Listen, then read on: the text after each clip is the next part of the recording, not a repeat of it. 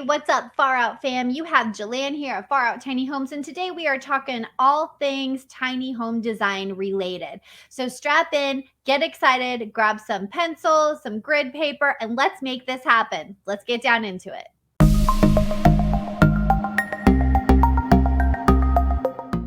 So if you are new to the channel, you might be wondering who I am. I am one half of Far Out Tiny Homes. My husband Josh and I have been building and designing tiny homes for 5 years. We actually started designing tiny homes not in a professional sense in 2015, and then we did open Far Out Tiny Homes in 2018 after the successful first build of the Blue Baloo. We're a very small shop. We have about 5 team members on staff, been in business for 5 years, and we have 23 happy subscribers. So if you are sitting on the fence about subscribing, we do all things tiny here, talking advocacy work, we're talking tiny home design tips, anything and everything, even tours and builds and yada, yada, yada. The list goes on. So I'd encourage you to hit that subscribe button and ring the bell for notifications. Let's get on with it though. Josh and I built our first tiny home back in 2017 named the Blue Baloo. Going to show you that to you here. So the Blue Baloo was 20 feet in total width, 7 feet in length, and we had a total budget of $18,500.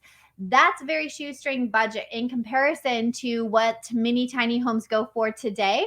And so we had to have a correct plan in order to meet the budget. We couldn't go over because there was just not any more money. You know what I'm saying? So moving on, we want to help you all understand, where do I begin? How do I start this design process? Well, let's go over a few of the things that you may need. So first, supplies. We always tell folks, especially our clients, to get pencils, get some grid paper, skinny tip marker. If you have access to a computer and or an iPad, even better. Then you're going to start to look at subscriptions, where you consume your content. So you're going to start to try to find paid content, i.e. tiny home magazines or NOAA, which is a national organization of alternative housing. You want these paid sources of content because you want to be able to have a go-to place that has trusted, relevant information. I can't stress that enough. But in the digital world, free content is king. And so you want to make sure that whatever free content you're consuming to help you design, build, get ready for your tiny home, that it has relevancy. So make sure that you're checking the quality sources, who the author is, are they an industry professional, and check and research what it is exactly that they're saying. And groups, lastly, on the subscription bullet point list. Join the Facebook groups. I'm moderator of quite a few. I'm admin to quite a few. And you want to make sure that while the admins and the moderators are really there to kind of get folks in the correct direction of discussing tiny homes, they're not there to vet every single person that's coming in, right? So with that in mind, they don't vet every single post for accuracy. So I would just say, if you are going to be looking for those groups for actual information, be wary of armchair experts, folks that have never built a tiny home, have never designed a tiny home, yet they really like to speak on them. So just beware. Next, we're going to get to software. There's a lot of free software. There's, GEMP and some other design softwares that are going to be great for you to go ahead and have access to, which I will make a list down below. And then paid software. There's a lot of those as well. And I like to use a lot of applications when it comes to designing my tiny home. So I will hit those in the description below so we can move on. Make sure that as you approach this design time, that you have a strategy, set some goals in place so you don't just get overwhelmed and give it like 2 days and then give up. Say, I want to have my first draft done in 2 weeks. Get that draft done in 2 weeks and then email a professional, call a tiny home builder. Hey, do you offer a service where you could review these plans for me? Hey, Far Out Tiny Homes does that. And we can help you kind of manage and navigate if the space isn't quite right and won't be able to be built in the design that you're creating. So there are services out there like that. Again, they are paid, but if you are building this tiny home yourself, you definitely want to make sure you have access to awesome content. So this week, we're doing a giveaway on the YouTube. So if you haven't subscribed yet, go ahead and subscribe. Everybody that's on our subscription list is going to have access to this giveaway. It's going to be a $10 gift card. I'm going to announce it before Friday's video. So if you haven't subscribed, go ahead and do so, and make sure that your channel subscriptions are public so I can check ya. All right, so moving on to must-haves versus negotiables. So if you, my kind friend, my dear YouTube subscriber, if you are multitasking,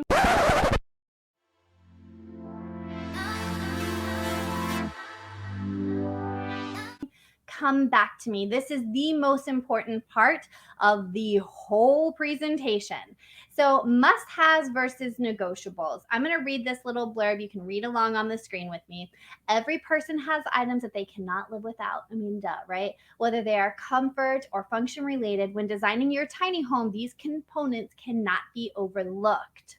Every inch is accounted for in a properly designed tiny home. By not including storage for your favorite seasonal blankets or deciding to not design around that commonly used dining room table, the tiny home journey could prove to be unsuccessful. So basically what I'm saying, know who you are as a person, and each family member within your group, whether you're a single person, a couple, or a full family looking to go tiny, you all need to understand what in your life makes you a successful and happy human being. And I have some ideas for you to get started on that. So, what can you not live without? I want you to create a list of items that you, whether they're sentimental, they're comfort, they're functional, it doesn't matter. Whatever items in your life that you just know in your heart you cannot live without. Like, for example, for Josh, he could not live without his bike, his skateboard, and his guitar. That's for sure. For me, on the other hand, like, I couldn't live without my books, my alone time, my blankets, things like that. A good glass of wine, let me tell you. So you want to be really authentic and open with yourself and make these lists that are accurate and true to who you are. Now you're going to have a second list, and this second list has to do with more of the negotiable items you would like to have in your house. So while we would take the first list and design to make sure that those items are all accounted for in your tiny home design, and then if budget and space allow, we move on to list number 2, which are your negotiable items. Like, these are the things I want to have, but if we don't have space for them, I can depart. Now, you always want to keep in mind when you're going tiny, especially as a family, we have outdoor gear, we have seasonal gear, we have sentimental items that I'm not going to depart with, but I'm not storing in my tiny home. We did cheat. We had a 5x10 storage unit, and we did keep our outdoor stuff, our seasonal stuff. We kept a lot of the kids' toys in there, which I'll get to later. And this really helped us really downsize, but understand also that you don't have to purge everything. Well, let's say you're like, ugh, that sounds like a huge task. I'm not really into doing that. I don't know where to start. It just seems like overwhelming task, right? So what we're going to do is we're going to look at number 3 here on the screen. Everyday functions. So we're going to create 2 journals. Number 3 is everyday functions. Number 4 is everyday items. As you roll through your life for about a week or 2 weeks, you're going to start to write down all of your functions you do Monday through Sunday. And that can be as simple as I eat breakfast, I eat cereal, or I eat eggs. I sit in this specific spot, I cuddle up with this specific blanket, and I make coffee. You're going to make sure that all these functions are all listed out, and you want to make sure you nail them for like a couple weeks so you can start to see some patterns present themselves. And then you're going to do the same thing with items. So if you're an avid coffee or tea drinker, I'm an avid tea drinker, I want to make sure that the items on my list are my teacups, my tea straws, places to make hot water, places to store like my tea leaves, all of those things. That would be really important for me. Now, once you have your daily functions journal and then your everyday items journal, you can kind of marry the two and see where you're going to start to have your must-haves, your can't live withouts, and your more negotiable items. So again, if you're multitasking, come back to me. These top 4, this is how you're going to begin to design that tiny home of your dreams that will actually be a successful tiny home journey. So let's get down into actually putting pencil on paper, right? So rectangles and squares, I tell my clients all the time, we build custom. We don't build from a standard cookie cutter layout.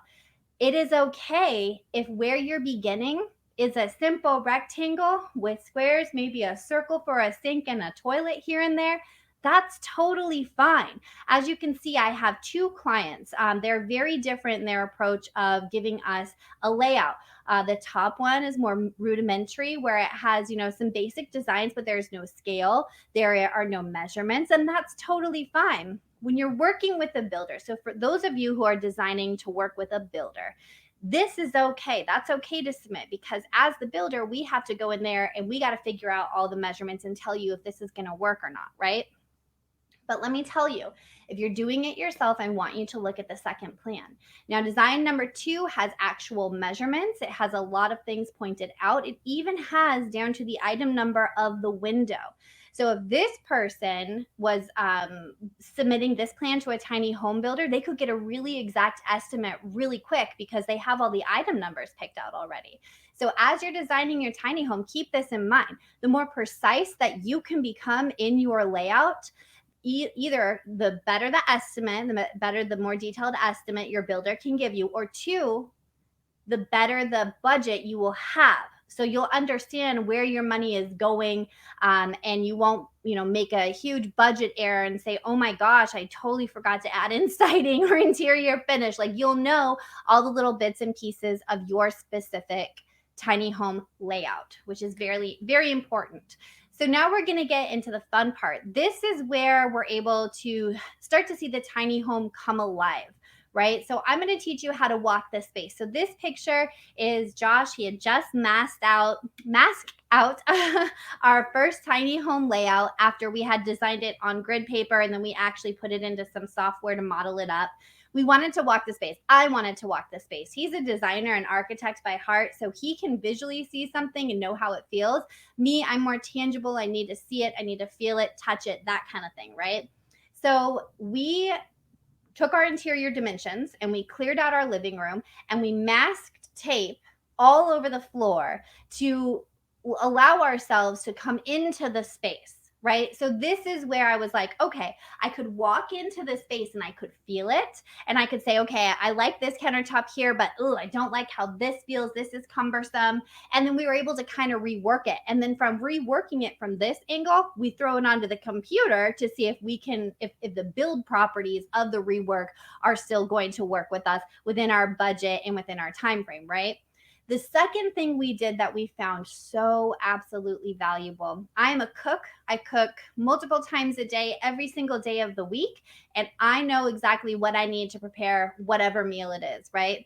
So with that, I need a pretty ample kitchen. So Josh said, go into the kitchen and whatever you're going to pack into the tiny house, I want you to bring it in here because I want to make sure that you have enough storage for all of your items, which is very, very, very important. So that's exactly what I did. And we realized that like open air shelving is pretty, but man, it really isn't functional because the depth of those open air shelves can be really, really, really low. So we had to kind of redesign, reconfigure, and say we got to take from the budget over here, whatever that was, and we got to put it into more storage for you so we can, continue living the life that we live, which is me constantly cooking, which is okay. We do go out and I do get a break every now and again, but I'm telling you, if you don't have a space in your home, your current home that's big enough to actually map out these interior dimensions, that's totally fine. What I want you to do is go out to a parking lot, go out to a park, go out to a field, take some chalk, and you can write on, in pretty much anywhere. I don't think that that's an illegal thing to do, but you can mark out your tiny home and you can walk your tiny home. If you're in a field, get a stick if it's a dirt field and start to sketch out, your tiny home interior dimensions in that dirt, and then walk the space, rework the layout and if necessary, and just continue with this process until you get something that you really, really enjoy. we have another giveaway coming up.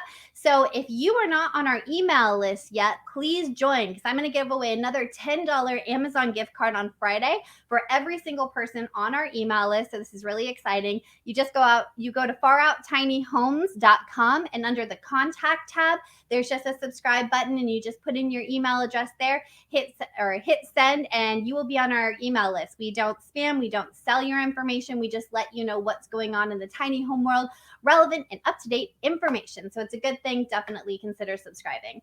Lastly, or not lastly, but as we're nearing the end, I want to talk about conversion furniture. So that idea of two-faced furniture. Front and center are the Tanzu stairs. Those are highly popular in a tiny home, because if you need stairs in a tiny home, they take up so much space. You're going to want to have them be multifunction. So they're a staircase and it's a mad amount of storage underneath. So as you're designing, begin to start realizing that, hey, this storage, so if you look at the storage with the drop down table on the left, that is a table in a storage unit. Now, what would you store in that storage unit? I would store something that I would not need while the table was down. So maybe blankets, maybe extra shoes, something like that, where generally speaking, I would only go for it if that table was up. So keep that in mind as well, as you want every item to be functional, and you want to be able to get into the space without it being too cumbersome. To keep a nice, concise budget, I really like this drop down IKEA table. It can act as a table when it's popped up, and then like a little tiny shelf when it's down in the down position. So it's just a multi-use, and that's really inexpensive. Now those chairs, you might have a situation trying to find a better place for them, but that's neither here nor there. Again, work it into the design. So you definitely want to keep space fluidity in mind. And this is not only important for egress and being able to get out of the space in a timely manner if something happens, like a fire or something funky, but this also has to do with like keeping the space zen. As you can see in this picture right here, this tiny home kitchen is set up so beautifully. They have an ample amount of storage. It's clear, it's clean. It would be great if you were able to walk from one end of your tiny home all the way to the other without having to bob and weave. You want to make sure that you have direct points of access to your points of egress. So in case there was something that happened in that tiny house, you can get out quickly, or you can get your family members out quickly. So you can see that the two designs that we're looking at right now, there's definitely enough space to move around. That kitchen in the top right corner, there's a direct access all the way to that door so you can exit safely. So just make sure that as you're designing, that you're not having to bob and weave throughout the home, that you're just keeping direct lines of access, and you're keeping the space open and free and clear of clutter, because that's a real big one. So as we have spoken so much on function and fluidity, I want to touch on efficiency and aesthetic. And I got to read this because I thought this was written fantastically by me. So I will give myself some props there. But marrying efficiency and aesthetic is simply creating a space full of beauty and functionality. And yes, it is totally something that you can do. As you're designing the home, you design for function, but you also want to keep in mind, what's the aesthetic of the home? Are you somebody that's going to homestead and you want your home to represent more of that cabin feel? So maybe you're going to put cedar shiplap on the walls, and you're not going to have a bunch of other stuff around. The focus is going to be of that beautiful cedar. Or do you like nice, clean white lines with maybe some black furniture accents or something like that? You can most certainly begin to find furniture that is complementary and adds function and multifunction to the home. So just keep in mind that this is possible. Places like Pinterest, they can give you color palettes that are all complementary to each other and will make your tiny home look absolutely beautiful. So this is wraps up the end of our video today. So if you have any questions, I definitely want to hear from you. Shoot me a comment below, and I'm super active. I will definitely get back to you. I definitely love to see your comments, your kudos. Hit me with a thumbs up if you like what I'm doing here. Don't forget to subscribe, as we have those two giveaways happening this week. I definitely encourage you to join our Far Out fam. But other than that, you guys, I hope you have found this video to be informative and helpful. And if I can be of any more use or service to you, reach out to me, farouttinyhomes@gmail.com. But other than that, you all know what to do. You got to keep it groovy. Take care, guys.